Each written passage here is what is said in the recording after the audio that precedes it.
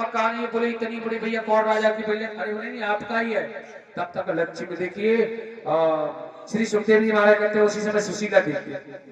अब सुशीला आपको देखिए जब लक्ष्मी जी आशीर्वाद दिया महाराज वो तो 20 साल की बोले जाओ 20 साल की रहोगी।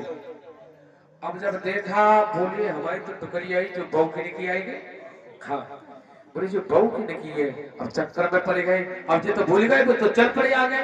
बोले किसी की बहू बैठी है? बोले जी मेरी हाँ पर छवि तो वही है भैया का वो तो बूढ़ी थी ये जवान है।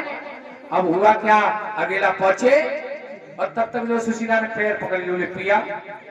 अरे बोले अरे नहीं नहीं भैया तू अरे बोले मैं तुम्हारे बेटा तू पागल हो गई मेरी तो देखिए बूढ़ी टुकड़िया है टुकड़ी की बहू है पैक तो नहीं गई। अरे बोले नहीं पिया मैं आपकी पत्नी हो दर्पण। बोले नहीं तो बोले ऐसे तो नहीं हो सकता। तो बोले सुनो तो ऐसा क्या होता कि ये चटक चंदिया कहां से आई तुझको किसने बनाया? तब समझ आया कि लक्ष्मी मैया आई जब आप गए थे तो कन्हैया ने और लेके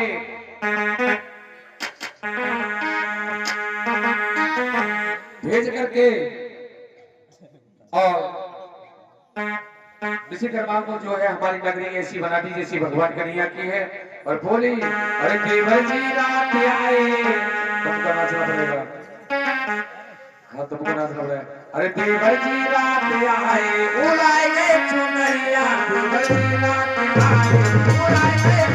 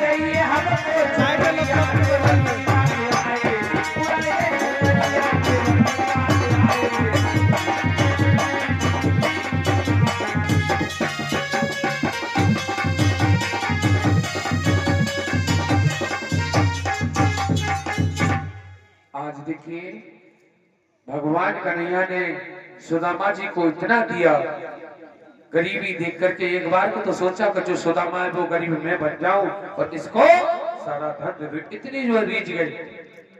भक्तों को भी इतने रीझ जाते हैं भगवान मर कोई ले जाने वाला हो कृष्ण महाराज। आइए उसी समय जो है सुदामा की गरीबी को दूर किया। बोल गोविंद भगवान आइए परिषद बॉक्स की कथा भक्तों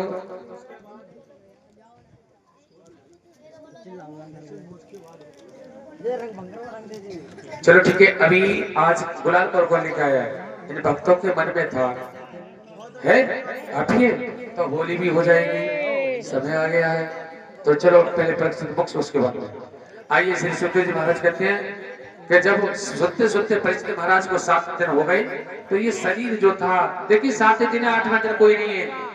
तो एक दिन जो है जब 7 दिन के लास्ट दिन में 7वें दिन में गुरुजी सुना रहे थे कि बेटा तुम्हारे बाबा भीमसेन ऐसे हुए कि जो हाथी को फेंक दिया वो आज तक लौट के नहीं आया। बोले आज तो गुरुजी झूठी कथा सुना रहे हैं। आकाश में कौन सी चीज है जो रोक रही है उसको? जो ऊपर को फेंकोगे तो नीचे गिरेगा। नाक सपोले और सुनते सुनते कथा को देखिए सब शरीर बच्चों समान पत्थर समान हो गया मगर नाक सपोली वो नाक नहीं जो बच्ची। उसी समय कहा गुरुदेव के श्री सुखदेव जी महाराज ने बोले परिचय तुम्हारे नाक क्यों सपोली? बोले गुरुजी आप तो झूठी कथा सुना रहे। बोले कैसी? बोले तुमने कहा था कि तुम्हारे बाबा ऐसे हुए थे कि महाभारत में जो हाथी को सूर पकड़ के फेंक दिया वो आज तक लौट के ही नहीं आया। तो गुरुजी ऊपर से जो वस्तु फेंका वो नीचे ही गिरती है। बोले बेटा पृथ्वी और चिपक का हिसाब है इसका आकाश का और पृथ्वी का। जो आकाश की ज्यादा ऊंचाई पे चले जाते हैं उसे आकाश खींचते रहता है और जो पृथ्वी के नीचे रह जाते वो बीच में से नीचे वो नीचे पृथ्वी आके गिरती है। बोले गुरुजी विश्वास नहीं होता तो 1 मिनट की जो है हवा बंद की जनी भाइयों और ऊपर से खाकर गिरी। बोले गुरुजी सत्य है। बोले कुछ नहीं मरना है तुझे। आप तो देखिए बचाने वाला, देखिए परिषद की मुक्ति तो हो, देखिए जानी मुक्ति तो इन्हें मिल चुका था। कथा को सुनते सुनते खाली ऋषि का जो श्राप था बस वो होने को पूरा रह गया था।